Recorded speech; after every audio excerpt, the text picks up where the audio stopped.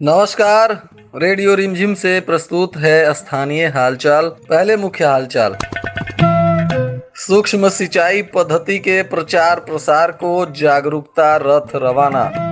कालाजार प्रभावित गांव का केंद्रीय टीम ने किया निरीक्षण। सभी विभागों के अधिकारियों के साथ डीएम ने की बैठक और दिए कई निर्देश। ट्रक ने बाइक सवार 2 लोगों को कुचला, एक की मौत, दूसरे की हालत गंभीर। सदर प्रखंड कार्यालय के पास हुई मारपीट और चाकूबाजी में एक युवक को लगा चाकू। स्थानीय हालचाल के इस अंक के साथ मैं अनिकेत मिश्र। अब हालचाल विस्तार से। प्रधानमंत्री कृषि सिंचाई योजना के अंतर्गत जागरूकता रथ को रवाना किया गया, जो जिले के विभिन्न प्रखंडों में घूमते हुए किसानों के बीच जाकर सूक्ष्म सिंचाई पद्धति के बारे में जानकारी देगा। इस दौरान रथ को हरी झंडी दिखाने के बाद जिलाधिकारी डॉक्टर नवल किशोर चौधरी ने कहा कि खेत की ड्रिप सिंचाई के वजह से 60% तक जल की बचत होती है, साथ ही फसल को भी काफी लाभ मिलता है और पैदावार में भी वृद्धि होती है। सरकार जल जीवन हरियाली के तहत कृषि में उपयोग होने वाले जल को भी बचाने की दिशा में प्रयास कर रही है। इसलिए किसानों के बीच यह जन जागरूकता अभियान शुरू किया गया है, ताकि किसान अपनी खेती के सिंचाई के लिए भी वैज्ञानिक तरीके इस्तेमाल करें, जिससे जल की भी बचत होगी और उपज भी अधिक होगा। यह जागरूकता रथ एलईडी स्क्रीन के माध्यम से और नुक्कड़ नाटक के माध्यम से किसानों को जानकारियां साझा करेगा।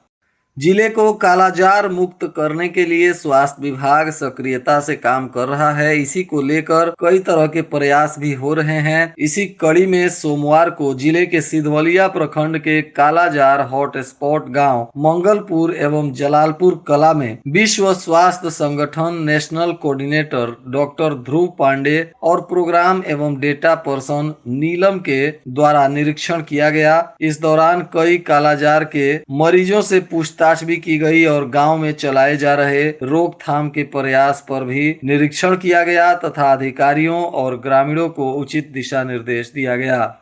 सोमवार को जिलाधिकारी डॉक्टर नवल किशोर चौधरी ने अपने कार्यालय के पास जिले के सभी विभागों के पदाधिकारियों के साथ एक बैठक की, जिसमें 7 निश्चय 1 और पार्ट 2 तथा नीरा जल जीवन हरियाली इंफ्रास्ट्रक्चर के संबंध में विभिन्न विभागों में लंबित पत्रों एवं नियोजन विषय को भी सम्मिलित करते हुए समीक्षा किए और जिलाधिकारी ने अधिकारियों को उचित दिशा निर्देश दिया। बुधवार एवं गुरुवार को होने वाली साप्ताहिक पंचायत स्तरीय जांच में भी जांच पदाधिकारियों को यह निर्देश दिया गया कि जांच में पाए गए तथ्यों को आत्मभारित करते हुए स्पष्ट प्रतिवेदन उपलब्ध कराएं। साथ ही जिले में सिर्फ सदर प्रखंड में 68 जगहों पर जो अतिक्रमण किया गया है उसको तत्काल हटाने का भी निर्देश दिया गया है। और बिंदुवार जिलाधिकारी ने एक विभाग की समीक्षा कर अधिकारियों को अपने अपने विभागों में सक्रियता से काम करने और लंबित फाइलों को जल्द से जल्द निपटाने का भी निर्देश दिया।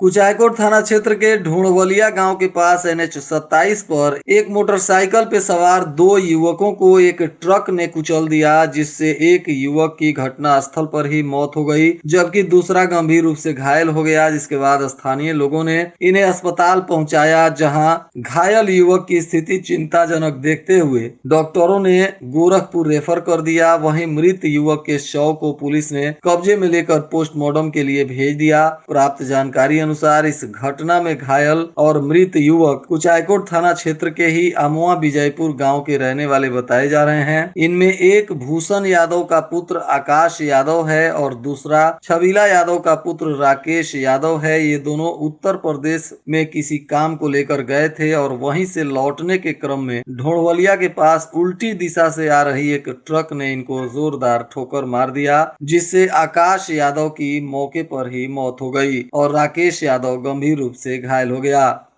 सदर प्रखंड कार्यालय में सोमवार को दोपहर के आसपास अचानक हंगामा और अफरा तफरी हो गया जब एक भावी प्रत्याशी तथा वर्तमान प्रतिनिधि और उनके समर्थकों ने एक दूसरे पर हमला किया और दोनों तरफ से मारपीट तथा चाकूबाजी हुई। इनमें भावी वार्ड प्रत्याशी राज तिवारी को चाकू लगी है और उनको सदर अस्पताल में भर्ती कराया गया है, जहां उनका इलाज चल रहा है। इस घटना में घायल लता तिवारी और राज तिवारी, जो वार्ड नंबर 22 के भावी उम्मीदवार हैं, इन लोगों ने वर्तमान वार्ड पार्षद पूजा देवी और उनके भाई मुन्ना राज पर मारपीट तथा चाकूबाजी का आरोप लगाया है, जिसके बाद पुलिस मामले की जांच पड़ताल कर रही है। वहीं सूत्रों से पता चला है कि इन दोनों पक्षों में अपने अपने समर्थकों को मतदाता सूची में नाम डलवाने को लेकर यह विवाद हुआ था, जिसको लेकर चाकूबाजी और मारपीट हो गई।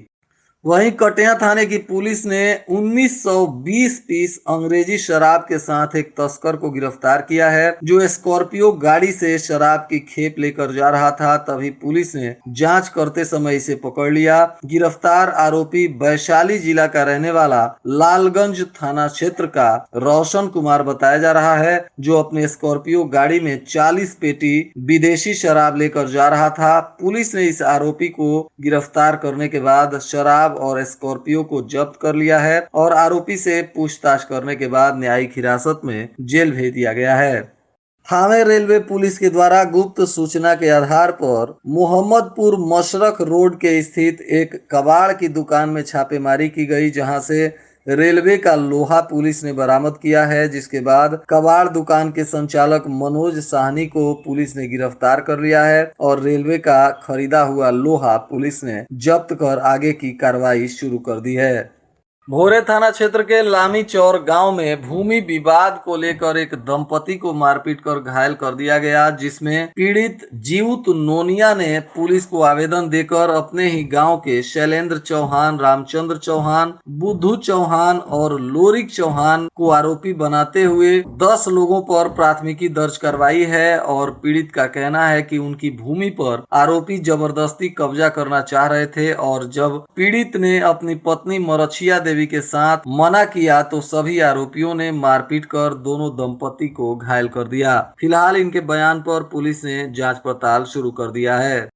भोरे थाने की पुलिस ने अलग अलग मामलों में फरार चल रहे 3 लोगों को उनके ही घर से गिरफ्तार कर लिया और पूछताछ के बाद इन तीनों को जेल भेज दिया गया है। प्राप्त जानकारी अनुसार गुप्त सूचना के आधार पर पुलिस ने यह कार्रवाई की, जिसमें एक महिला सहित 3 लोग गिरफ्तार किए गए। गिरफ्तार आरोपियों में रामनगर गांव का रहने वाला रमेश शाह की पत्नी परमिला देवी है और पंडितपुरा गांव के राम परवेश सिंह एवं बैरौना गांव के रघु मांझी हैं। इनके गिरफ्तारी का वारंट जारी था और ये लोग फरार चल रहे थे। पुलिस ने इन तीनों को गिरफ्तार कर जेल भेज दिया।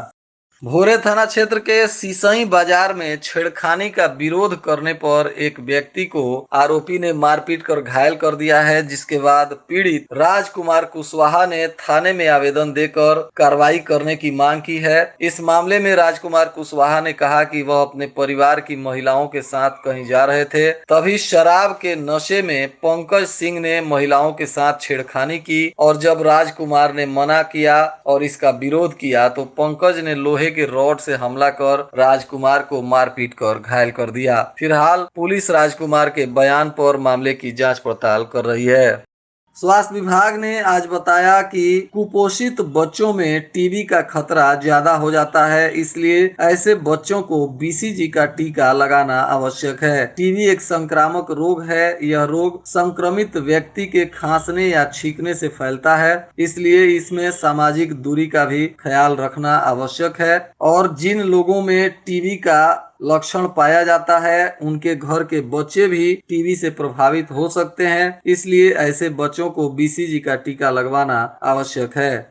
पूरा देश आजादी का अमृत महोत्सव मना रहा है। इसी क्रम में कटिया प्रखंड के रामदास बगही पंचायत के डीह बगही गांव में अमृत सरोवर योजना के तहत मनरेगा के पीओ प्रमोद कुमार एवं पंचायत के मुखिया गिरिजेश शर्मा के द्वारा संयुक्त रूप से फीता काट कर पोखरे की सफाई की गई और इसके लिए मजदूरों को लगाकर कई पोखरों की सफाई का काम प्रारंभ करा दिया गया।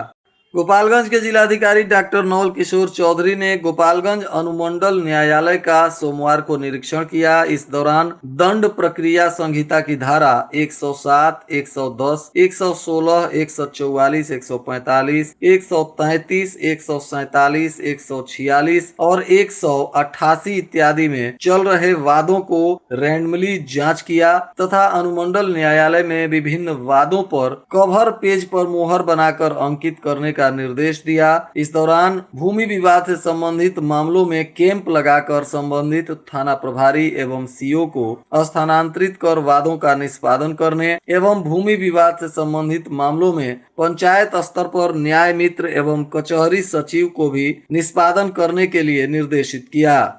अनुमंडल कार्यालय में जांच के दौरान बताया गया कि इस कैलेंडर वर्ष 2022 में अनुमंडल में कुल वादों की संख्या 1173 है, जिसमें से 318 मामलों का निष्पादन किया जा चुका है। अब 855 मामले अभी भी अवशेष हैं। वहीं जिलाधिकारी ने कहा कि 144 की प्रक्रिया प्रारंभ करने हेतु संबंधित सरकारी एजेंसी के द्वारा विवादित स्थल का फोटोग्राफ भी प्रतिवेदन के साथ निश्चित संलग्न किया जाए। साथ ही 144 से संबंधित नोटिस तामीला चौकीदार के माध्यम से कराने एवं लापरवाही बरतने पर संबंधित चौकीदार के विरुद्ध अनुशासनिक कार्रवाई करने का भी निर्देश दिया गया। वहीं बिशंभरपुर थाना क्षेत्र के खेम मटिहनिया गांव में खेत में काम करने के दौरान एक युवक को जहरीले सांप ने काट लिया, जिससे युवक अचेत हो गया और अचेत अवस्था में ही उसके परिजन आनन फानन में सदर अस्पताल में भर्ती करवाए, जहां युवक का इलाज चल रहा है। वहीं प्राप्त जानकारी अनुसार इस युवक का नाम नकुल कुमार बताया जा रहा है, जो खेत में किसी काम के लिए गया था। तभी उसके पैर में एक जहरीले सांप ने डंक मार दिया। और आज के मौसम का तापमान गोपालगंज में न्यूनतम 25 डिग्री सेल्सियस और अधिकतम 40 डिग्री सेल्सियस रहने की संभावना है। अंत में मुख्य हालचाल एक बार फिर। सूक्ष्म सिंचाई पद्धति के प्रचार प्रसार को जागरूकता रथ रवाना। कालाजार प्रभावित गांव का केंद्रीय टीम ने किया निरीक्षण। सभी विभागों के अधिकारियों के साथ डीएम ने की बैठक और दिए कई निर्देश। ट्रक ने बाइक सवार 2 लोगों को कुचला, एक की मौत, दूसरे की हालत गंभीर। सदर प्रखंड कार्यालय के पास हुई मारपीट और चाकूबाजी में एक युवक को लगा चाकू।